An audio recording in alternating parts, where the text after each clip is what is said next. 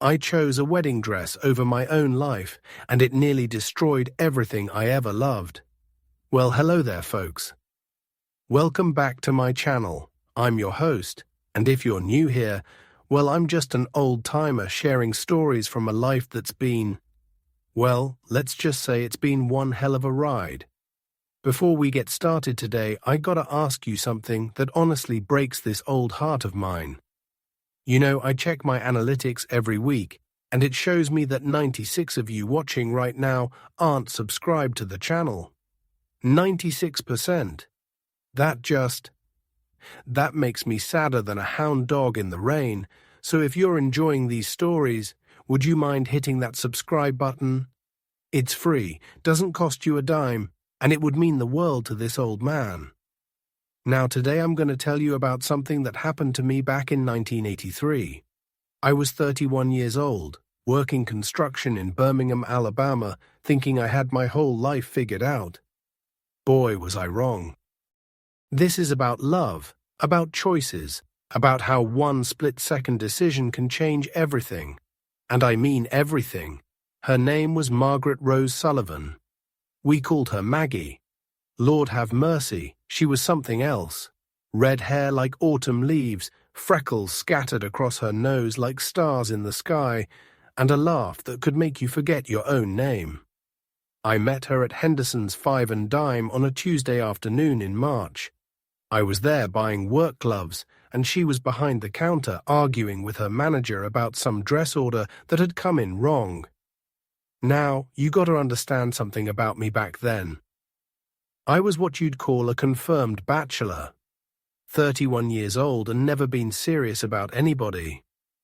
My mama used to say I was married to my work, and she wasn't far wrong.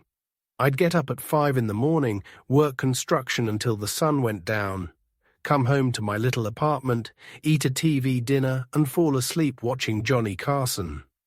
That was my life, and I thought I liked it just fine. But when I saw Maggie that day, something inside me just woke up. Like I'd been sleepwalking for 31 years, and suddenly someone shook me awake. She had this way about her, you know. When she talked, she used her whole body. Her hands would dance around, her eyes would light up, and you couldn't help but get caught up in whatever she was saying. I bought those work gloves, but I also hung around the store for another hour, pretending to look at fishing tackle and car wax, just so I could listen to her talk to customers. Finally, I worked up the courage to ask her if she wanted to get a cup of coffee after work. She looked at me with those green eyes of hers and said, "Well, I don't know. Are you going to buy something every time you want to talk to me, or can we skip the gloves next time?" That was Maggie. Sharp as a tack and twice as funny. We started dating, and folks, I'm telling you, it was like living in one of those movies. We'd go to drive-in theaters and share popcorn. We'd walk around the lake on Sunday afternoons, talking about everything and nothing. She told me about her dreams of opening her own dress shop someday. I told her about wanting to start my own construction company. We made plans, big plans, the kind of plans that young people make when they think they've got all the time in the world. After 6 months, I knew I wanted to marry her. I started saving every penny I could, working overtime, taking weekend jobs, all so I could buy her the kind of ring she deserved. Back then, a good diamond ring cost about 3 months' salary, and on a construction worker's pay, that was no small feat. But I didn't care. I would have worked 7 days a week for a year if that's what it took. Maggie and I had been together for almost a year when she started talking about this dress. She'd seen it in a bridal magazine at the beauty parlor, and she couldn't stop talking about it. It was this gorgeous white satin number with pearl buttons all the way down the back and a train that must have been 6 feet long. Handmade by some fancy designer in Atlanta. She'd cut out the picture and carried it in her purse, showing it to anyone who'd look. "Robert," she'd say, "this is the dress. This is the one I want to get married in someday." And she'd get this dreamy look in her eyes, like she was already walking down the aisle. Now the dress cost $800.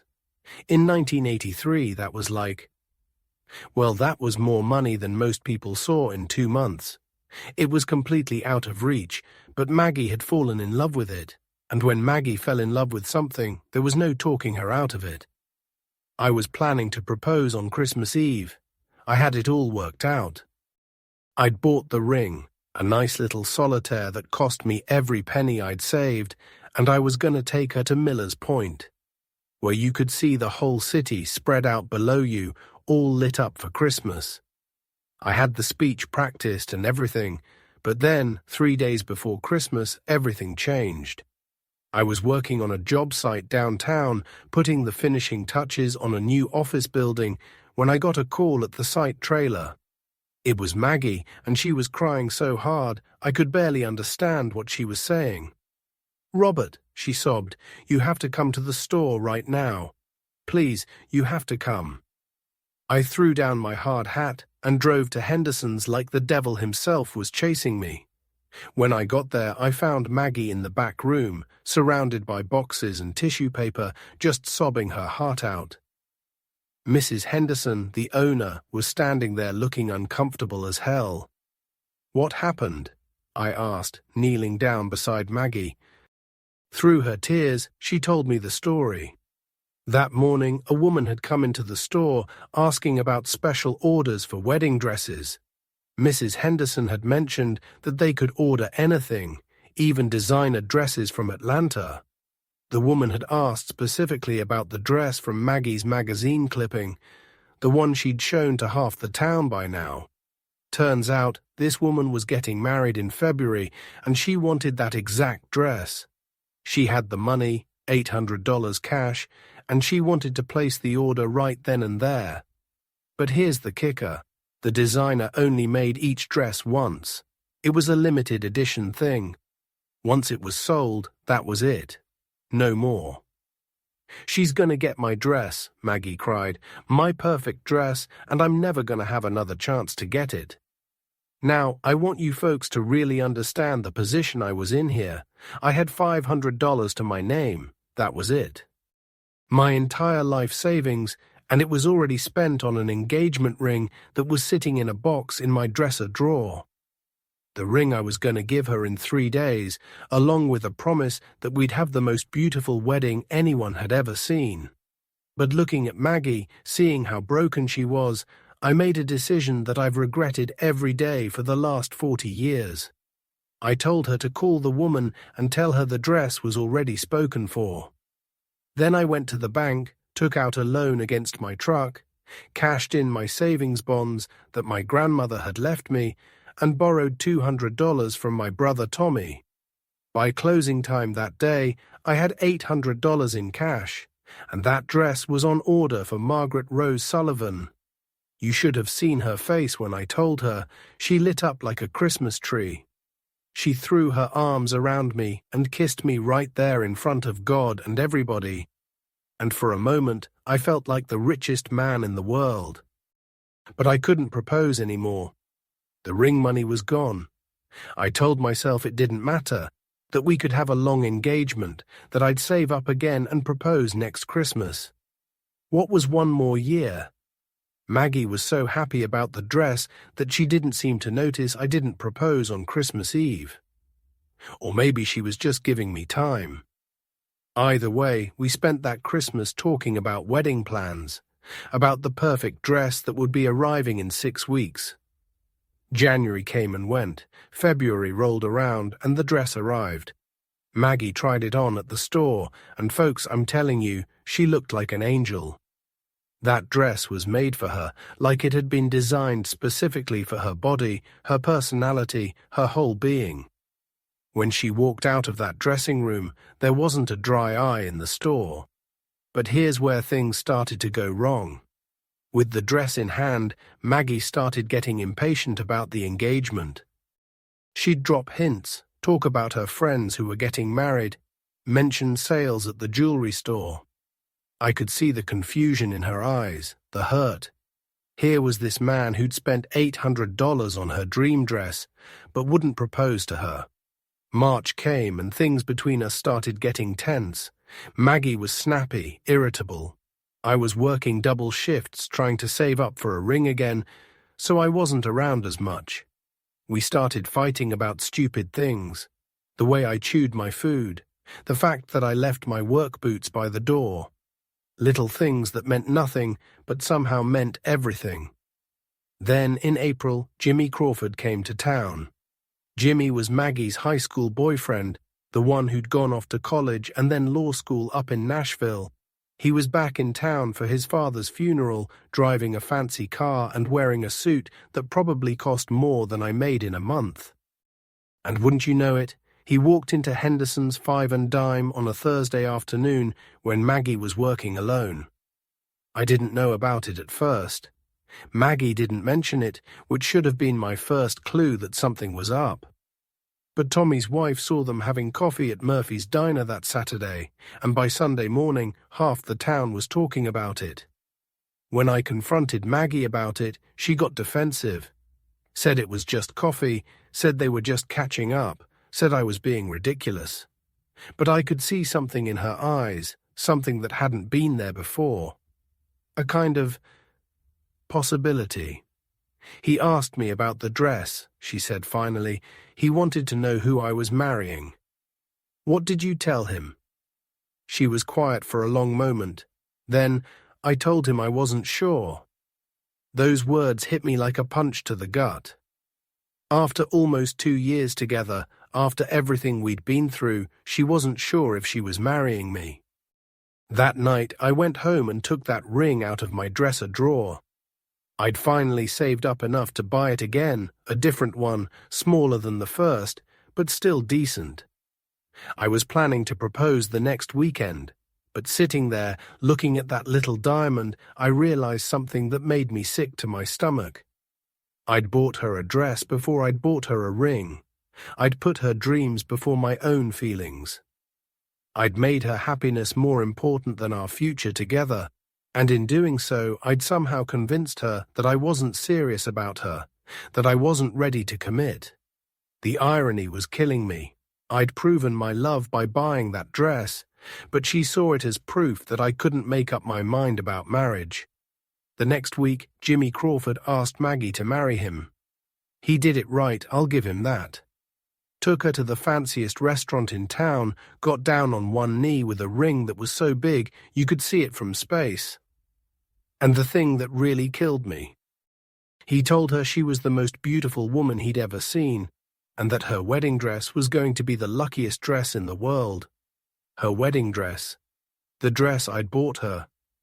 Maggie said yes. She came to tell me the next day, crying again, but different tears this time. These weren't tears of sadness, they were tears of confusion, of regret, of something that might have been love, but was too tangled up with guilt to know for sure. "Robert," she said, "I need to ask you something, and I need you to tell me the truth. Are you in love with me, or are you in love with making me happy?" I didn't know how to answer that question because I wasn't sure I knew the difference anymore. "I bought you the dress," I said, like that explained everything. "I know," she said, "but you never bought me the ring." She was right, of course. I'd gotten so caught up in giving her what she wanted that I'd forgotten to give her what she needed, which was a clear sign that I wanted to spend my life with her. The wedding was set for June. Maggie asked me if I would come, said it would mean a lot to her. I told her I'd think about it, but we both knew I wouldn't be there. How could I? How could I sit in that church and watch the woman I loved walk down the aisle in the dress I'd bought her to marry another man? I left town instead, packed up my truck and headed west, took a job on a construction crew in Phoenix. I told myself I needed a fresh start, needed to get away from all the memories. But really, I was running away from the biggest mistake I'd ever made. I spent 5 years in Arizona, working in the desert sun, trying to forget Margaret Rose Sullivan and her perfect dress. I dated other women, nice women, but none of them were Maggie. None of them laughed with their whole body, or carried pictures of dresses in their purses, or made me feel like I was sleepwalking until I met them. In 1988, I finally came back home. Birmingham looked smaller than I remembered, older. I was driving through downtown when I saw a sign that made my heart stop. Maggie's Bridal Boutique, making dreams come true. I parked the truck and sat there for 20 minutes just staring at that sign. Finally, I worked up the courage to go inside. The store was beautiful, everything Maggie had dreamed it would be. White dresses everywhere, veils and flowers and all the things that make a wedding day special. And there, behind the counter, was Maggie. She looked up when the bell rang, and our eyes met across that room full of wedding dresses. She was older, of course, but still beautiful. There were lines around her eyes that hadn't been there before, and her hair was shorter, more practical. But that smile, that wonderful smile, was exactly the same. "Hello, Robert," she said, like she'd been expecting me. "Hello, Maggie." We talked for 2 hours that day. She told me about her life, about how the marriage to Jimmy had lasted 3 years before they realized they'd gotten married for all the wrong reasons. She told me about opening the store, about how she'd used the money from the divorce settlement to make her other dream come true.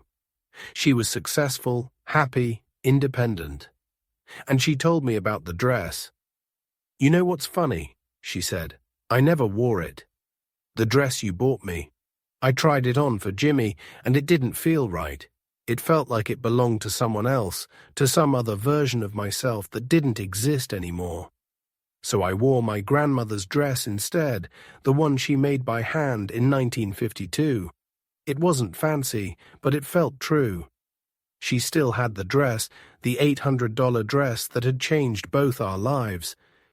It was hanging in the back of the store, preserved like a museum piece. Sometimes I look at it," she said, "and I think about how different things might have been if you'd just asked me to marry you instead of buying me what I thought I wanted." I asked her if she'd ever forgiven me for being such a fool. She said there was nothing to forgive, that we'd both been young and scared and trying to love each other the only way we knew how. "The thing is, Robert," she said, "I realize now that I didn't need the perfect dress. I needed the perfect man. And you were trying so hard to be perfect that you forgot to be yourself." We started seeing each other again after that, slowly, carefully, like two people who'd been burned once and were afraid of the fire. But it was good, really good. We were older, wiser, better at talking about the things that mattered. I proposed to her 6 months later. Not at Miller's Point with a fancy speech, but in her store, surrounded by all those white dresses. I got down on one knee right there between the size 12s and the size 14s, and asked her if she'd marry me. The ring wasn't the biggest one in the world, but it was honest, bought with money I'd earned and saved specifically for her, specifically for that moment. She said yes, and then she started crying, and then I started crying, and Mrs. Patterson, who was shopping for her daughter's dress, started crying too. It was a mess, a beautiful mess. We got married in December of 1989, almost exactly 6 years after I'd first planned to propose. Maggie wore her grandmother's dress, the simple one with the pearl buttons and the lace sleeves. I wore my best suit and a tie that Tommy had to help me knot because my hands were shaking so bad. It was the most perfect wedding I'd ever seen, not because of the dresses or the flowers or the fancy cake, but because it was ours. Really ours, built on honesty and second chances and the kind of love that survives mistakes. We had 32 years together before the cancer took her. 32 years of marriage, of fights and makeups, of dreams that came true and dreams that didn't, of ordinary days that turned out to be the most precious things of all. And that dress, the $800 dress that started it all, we donated it to a program that helps young women who can't afford wedding dresses. Maggie's idea, she said it deserved to make someone happy, to be part of a love story that ended the way it was supposed to. Every now and then, I get a letter from a bride who wore that dress, telling me about her wedding day, about how beautiful she felt. And I think about choices, about the difference between giving someone what they want and giving them what they need. About how love isn't always about the grand gestures. Sometimes it's about the small, honest moments that no one else sees. If I could go back and do it over again, would I still buy the dress? I don't know. Maybe. But I definitely would have bought the ring first. So that's my story, folks. The story of how I chose a wedding dress over my own life and how it nearly destroyed everything I ever loved.